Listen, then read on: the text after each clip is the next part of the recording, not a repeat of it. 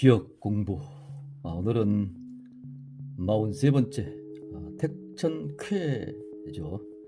위에는 연못이고 밑에는 건이죠. 건. 그 이제 이 태는 기쁨 아니에요. 기쁨이고 건은 굳세고 천지지도죠. 그래서 이것을 문왕이 뭐라고 설명했나 봅시다. 문왕은 쾌 양우 왕정 부호 유려 자고읍 분리 즉융 이유유왕이라 그랬네요. 이 쾌라는 것은 이제 여기서 결단하는 걸로 나오죠. 계산을 보면 5개의 양 이에 즉 군자의 이에 소인이 올라타 있죠. 이것을 이제 결단해야 한다는 거죠. 그래서 결단한다는 것이 목숨을 자르는 게 아니라 소인을 군자로 만드는 것이죠. 그래서 이 주역이라는 것이 소인을 군자화하는 하는 것이죠. 그래서 성인 지도의 말씀을 그대로 익혀가지고 더 수양해서 백성들에게 알리는 그런 거잖아요. 그래서 여기서 이제 쾌를 양우 왕정이라, 그래서 이게 이제 드날릴 양 아니에요. 오를 양. 그래서 왕의 뜻에서 모든 사람이 보이게 만든다는 얘기죠. 그래서 이 사람을 군자로 만드는 거죠. 그래서 이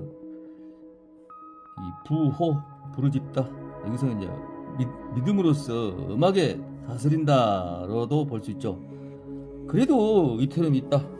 그렇죠. 이 소인을 잘못 따르면 큰 화가 벌어지잖아요. 그래서 우리나라 지난 민가 그놈이 대통령이 돼가지고 나라를 말아먹으려고 그랬잖아요. 그렇게 소인들은 어떻게 될지 모르니까 다스릴 때 야무지게 다스려야 하거든요. 그래서 소인을 다스릴 때에 아무리 잘 다스려도 이태름이 있다, 이렇게도 볼 수 있죠. 그 다음에 자고읍, 알린다. 마을에 자기의 마을에 알린다. 분리즉융, 불리하다. 이 군사를 쓰는 것이 곧장 군사를 쓰면 불리하다. 이유왕, 나아갈 바가 있어 유리하다 했습니다. 그러면 이것을 공자가 또 자세하게 설명했으니 그걸로 공부를 해봅시다. 공자는 뭐라 그랬냐? 쾌는 결야 강결유야라 그랬네요. 쾌라는 것은 결정하는 거다. 무엇을 결정하냐? 강이 유를 결단하는 거다 그랬네요. 요 말은 지금 이 강이 밑에 5효가 5효까지 강이고 2의 상효가 음안이에요. 그래서 그것을 이야기한다, 이렇게 보면 되죠. 그 다음에 건이열, 이게 이제 굳셀 아니에요. 굳세다는 것은 이 건계를 이야기하는 거고, 공자가 이렇게 계산을 가지고 많이 이야기하죠. 그리고 이 말씀설, 이거는 깃불열로 봐야겠죠. 깃불열, 이 태계를 우리가 모택, 이 택을 우리가 기쁨으로 보잖아요. 그걸 이야기한다.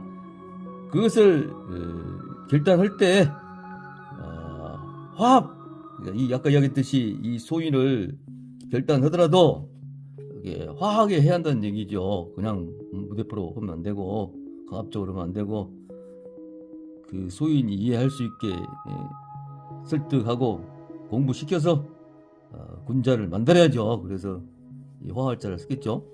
그 다음에 양우 왕정, 이 양우 왕정을 저희 설명하고 있죠. 양우 왕정은 유승오강야라 그랬네요. 양우 왕정이란 것은 이 부드러움이 5개의 강을 올라탔다 이거죠. 이 계상을 보고 이야기하잖아요. 그죠? 이것이 5개의 양의 음이 유가 올라탔다는 얘기죠. 그래서 이것도 이제 공개적으로 소인을 군자화 시킬 때 공개적으로 교육을 시켜야 한다는 얘기죠. 저 패고 막 이러면서 교육을 시키면 안 되죠. 그래서 공개적으로 양 왕정이니까 공개적으로서 소인을 군자를 만들어야 한다. 그 다음에 부호 유려, 부호 유려를 지금 설명하고 있죠. 그 이음이다. 그 이음이라고 그랬죠. 이음이다. 내 광야라. 그 이음을 내 밝은 광명으로서 하는 것이다. 그러니까 호령을 하더라도 아까 이야기했듯이 그 소인을 군자할 때 호령을 하면서도 이 소인을 군자를 만드는 데는 이음생이 따른다. 이걸 이야기한다 이거죠. 그리고 자고읍 분리 직융을 소상내 공야라 그랬네요. 자고읍 분리융은 이 융자가 그 융적을 이야기할 수도 있고 무기를 이야기할 수도 있고 전쟁을 이야기도 할 수 있죠. 그래서 곧장 이렇게 무기를 쓰면 전쟁을 하면 불리하다. 그러면서 읍에게 알려라. 나에게 알려라. 근데 공자께서는 이제 자고 분리 증융을 이게 상이죠. 숭상할 상. 숭상한 장소에서 하는데 이래 공하다. 요 말은 이제 숭상한 것이 이제 궁하다는 얘기죠. 숭상하는 것이 궁극에 이뤘다 이렇게 이야기를 했네요. 그 다음에 이유유왕을 설명했죠. 이유유왕이란 것은 강이 길어지는 거다. 내 끝에 이내니까 끝내 길어지는 거다. 이것은 이제 계상에 보면 이 강이 계속 길어져서 이의 상륙이 이제 군자가 된 것을 이야기한다. 이렇게 이야기할 수 있겠죠. 그래서 마지막 전국에 이뤘다. 이유왕 강장 내 종야. 자 이렇게 해가지고 문왕이 집필한 괴사하고 공자가 설명한 단사를 공부해봤습니다. 초구는 장우, 전지, 왕, 불승, 위구. 식시갈장이죠. 식시각의 발제니까 앞으로 식시하게 나간다. 가라. 그러니까 우리가 이 발로 먼저 나간다는 것은 욕망이 세다는 얘기 아니에요. 근데 여기는 초구기 때문에 잘못됐다 이렇게 딱 짐작이 가죠. 불승 위구. 불승 이기지 못한다. 이 탈이 있다 이거죠. 이게 허물구니까 허물이 있다. 불승 이기지 못한다. 그러니까 우리가 건기에서 보면 우리가 그 초구는 잠룡 물룡이라 수양하고 덕성 쌓고 공부하는 시기잖아요. 그래서 여기서 이야기한 발로 앞에 짚고 나가면 안 된다. 그것을 경계에서 이야기했다. 보죠. 이걸 역사에다 비유를 해보면 주말 주나라 말 때 마지막 유황이 있었죠. 유황이 포상한테 빠져가지고 계집에 빠져가지고 이제 정치는 실종되고 그럴 때죠 이게. 그래서 신하들이나 제후들이 한숨을 지으면서 불만이 커지는 시기였다 보죠. 그래서 그 왕을 이제 유황 장인이 자기 딸을 그러니까 왕비였는데 회사시켰잖아요. 그래서 여기 융족들하고 힘을 합쳐가지고 그 유황을 잡았죠. 그런데 그때 당시에 그 시기가 아직은 왕을 몰아내기 시기는 이런 시점이다. 이렇게 초구에서는 이야기를 하고 있어요. 초구는 아까 이야기했듯이 여기는 이제 더 계획을 더 짜야겠죠. 그래서 더 수양하고 덕성 닦고 한 다음에 나간다. 이렇게 보면 되죠. 구이는 척코 마기야 유융 물휴리죠. 이게 두려울 척이니까 두려운 목소리로 부르짖었다. 홍계를 했다. 막야 한밤중에 유융 적이 있다. 물휼 그러네요. 이것은 그 보사하고 유황 이야기를 하면 이해가 갈 것 같아요.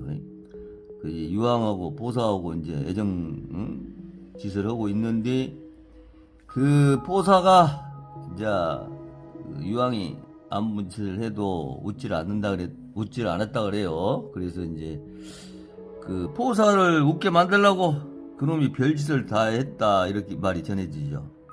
근데 이때 이제 그 봉화, 그러니까 전쟁이 일어나면 저기 쳐들어오면 봉화불을 올렸었잖아요. 산에다가 이렇게 그것을 잘못 올렸는데 그 봉화불을 보고 그 포사가 굉장히 막 웃었다 그래요. 그래서 유황이 그 가시나 기쁨을 보기 위해서 인위적으로 봉화를 올리고 이랬다 갑니다. 그래서 진짜 이제 그 저기 들어와가지고 저기 들어와가지고 봉화를 이제 진짜로 올렸는데 이제 재훈아 그 군사들이 그것도 포사 웃기려고 올린다 이런 생각을 갖고 전선에 투입이 안 됐다 그래요. 그래서 이것을 이제 그 실질적으로 이 적이 있는데 물률 흉이 없다 이것을 썼다. 그러니까 장난 삼아서 그 봉화를 올린 것을 물률이라 이렇게도 이야기할 수가 있겠죠. 구삼은 장우구, 유흉, 독행우우, 군자쾌쾌, 양유, 유온우라. 기본 해석을 해보면 이 글자가 광대뼈구죠. 그래서 얼굴에 힘이 잔뜩 들어갔다. 식식할 장이니까 얼굴이 씩씩하게 보이니까 힘이 잔뜩 들어갔다는 얘기 아니에요. 얼굴에 힘이 잔뜩 들어갔다. 흉함이 있다. 군자가 감히 행하면 비를 만나 젖는 듯 화나 있으면 무탈하다. 이게 화날 원이죠. 그래서 화나면 무탈하다.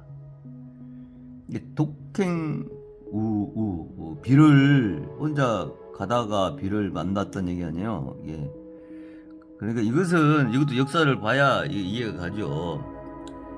이제 그 유황을 이제 치기 위해서 그 장인이 이제 용족들하고 만나서 신하들이 이제 그 유황을 접할 때 그 씩씩하게 얼굴이 그렇게 있으면은 이 희망이 온다는 얘기죠. 왜? 미리 눈치채버리고 자기를 폐위시킬 준비를 하고 있다는 걸 눈치챌까 봐서 그러죠. 그래서 비가 맞은 듯 이렇게 표정을 하고 있는 표현을 이렇게 썼다 이렇게 보죠. 그러니까 유황의 의심을 사게 돼 이제 홀로 나갔다가 비를 맞고 흠뻑 젖어서 온 것에 대해 화가 난 것처럼 둘러댄 것이다. 묵으란 것은 이제 거짓으로 둘러대어서 무탈하게 살아나올 수 있었다는 것이죠. 그러니까 이제 이 구삼은 유황이 자신의 정비를 폐해시키는 그때 시기를 이야기를 하고 있다 이렇게 보면 되죠. 구사 돈부부 기행 자차 견행 회망 문헌 불신. 볼기에 살이 없고 그 나감이 차차차차 어렵다는 얘기죠. 양을 끌듯이 가니 후회가 없다. 말을 들어도 불신한다 이렇게 해석이 되죠. 그러니까 이 견양이라는 것은 이 지옥에서 양을 신하로 보잖아요. 그래서 겨냥 그러면 끌고 가는 거니까 전쟁에서 졌다는 얘기 아니에요. 항복 의미가 있다 이거죠. 그래서 이제 이것을 역사적으로 이야기해 보면 유왕 아들 의구라고 있었죠. 의구가 폐기당하고 이제 모친 나라인 신구로 달아나기 전에 일을 이야기했다 이렇게 볼 수가 있겠습니다. 구호는 현육 쾌쾌 중행무구라 했어요. 혈육이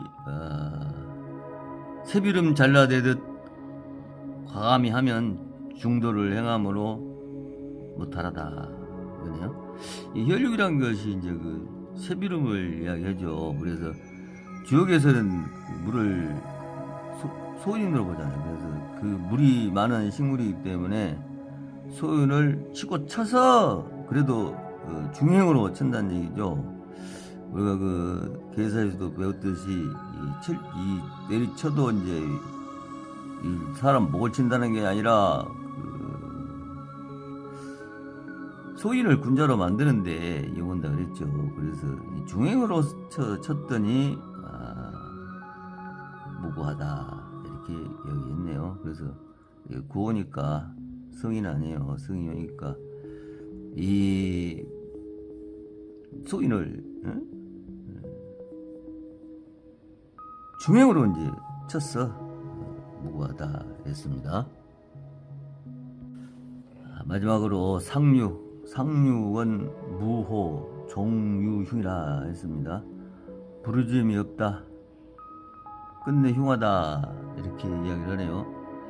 그러니까 이것은 이제 역사적으로 예를 해보면 이제 유왕이 쫓기다가 결국 견융에게 잡혀 죽임을 당하죠. 그래서 유왕은 정백으로 한 후위를 받고 달아났으나 도중에 정백우와 유왕 및 포사 아들 백복은 견웅의 상에 살해당하고, 포사는 그 뒤로 확실히 전해지는 이야기는 없다 그래요. 견웅의 여자가 되었다고도 하고 죽임을 당했다고도 하는 말이 전해지고 있죠.